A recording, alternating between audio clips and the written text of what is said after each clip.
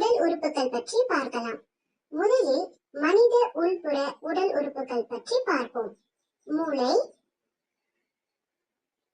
நுரையீரல், இதயம், கல்லீரல்,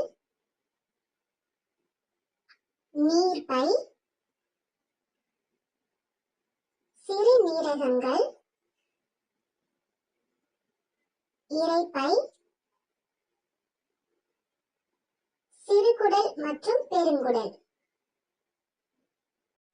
மனித வெளிப்புற உடல் உறுப்புகள் பற்றி பார்க்கலாம். முடி, காது, மூக்கு, கண்,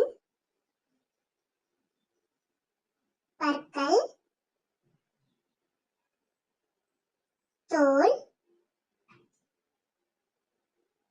கை,